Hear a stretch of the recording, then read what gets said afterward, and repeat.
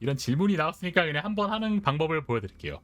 반응로 외장 부품 옵션 원하는 거 빨리 찾기. 사실 어차피 기본적으로 이런 것들은 이제 퍼디의 여러가지 노가다 요소 중 하나인데, 그래서 오래 걸리는 작업일 수 있긴 하지만 반응로 같은 경우는 요즘 빨리 할 수 있어요. 외장 같은 경우는 좀 그래도 까다롭긴 한데, 반응로는 요즘 어떻게 하냐. 일단은 여러분이 원하는 게 치명타 확률, 배율이에요. 이번 주 이게 어디서 파밍이 되는지 그걸 알아야겠죠. 그럼 이제 지도를 킵니다. 그리고 하단에 난이도 보상이라는 게 있어요. 이걸 누르면은 여기서 내가 원하는 거를 어디서 먹는지는 이제 찾아볼 수가 있겠죠. 그 다음에 또 랜덤으로 여기저기서 드랍되는 것들이 제법 있어요. 그리고 또 거신 같은 걸 잡으면은 그 속성에 맞는, 거신의 속성에 맞는 그런 반응으로 드랍해요. 그래서 이제 여러분들이 지금 루나 많이 할 거잖아요. 그럼 이제 루나 무속성에 공학 쓰죠? 공학에 치확이랑 치배를 내가 쓸 거다 라고 했을 때 불모지 여기로 와주잖아요. 여기에 잘 보면은 초소가 있네요. 그 외에 이제 카이퍼 강산, 정제소, 저장 탱크 이런 것들이 있어요. 이 중에서 파밍하기가 좋은 데를 이제 알아야 되는데, 맵마다 좀 이제 돌아보면은 또 이제 좋은 포인트가 있는데, 이 맵 같은 경우는 마침 있어요. 저 카이퍼 저장고가 생각보다 노가다하기가 좋다. 그래서 그걸 잠깐 한번 보여주는 걸로. 일단 일반적으로 노가다 할 때 좋은 캐릭터 프레이나나 뭐가 있습니까? 데이버 있죠.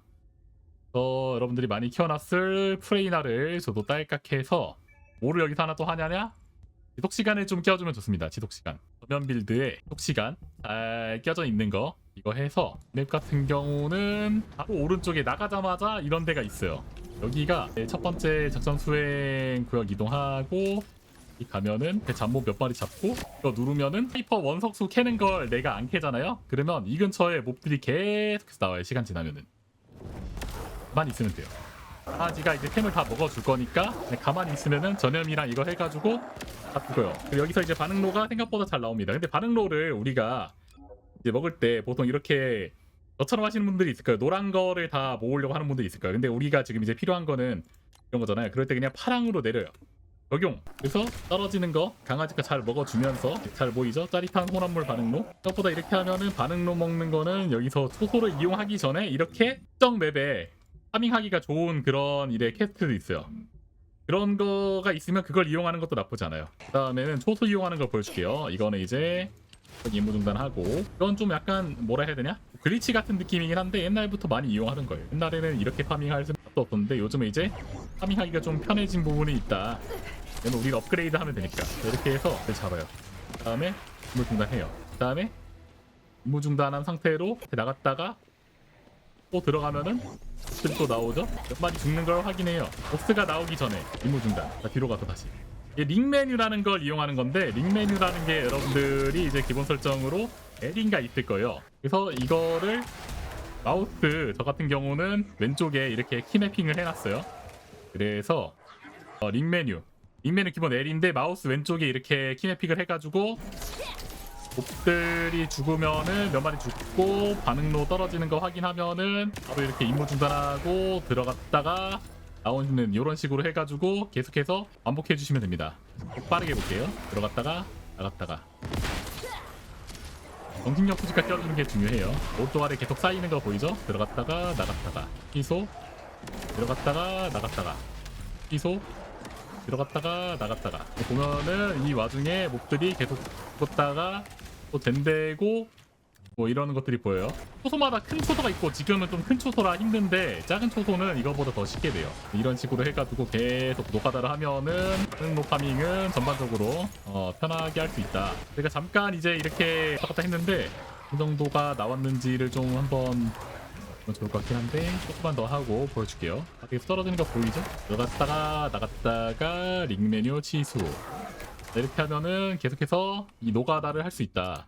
잠깐 파밍했는데 뭐 요정도 아마 갈린 것도 있을 거라서 그 정도로 파밍이 되고, 생각보다 이게 일단은 가장 빠르게 캘 수 있는 거예요. 방금 이제 얻은 것 중에 치약 뭐 거공도 있고, 근데 저거는 또 이제 약간 이거 여기서부터 이렇게 했는데도 안 나오는 거는 이제 운의 영역이라 어쩔 수 없는 거고, 그때부터 퍼즐을 좀 했던 분들은 보통 이렇게 파밍할 거예요.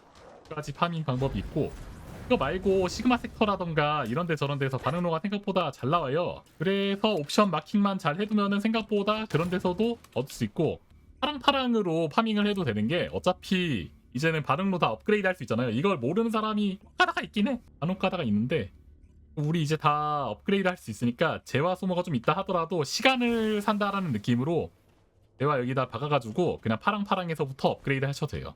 좀 더 재화를 아끼는데 많이 도움이 보면은 얘가 이거 반응로 옵션 강화해주는 거 있죠?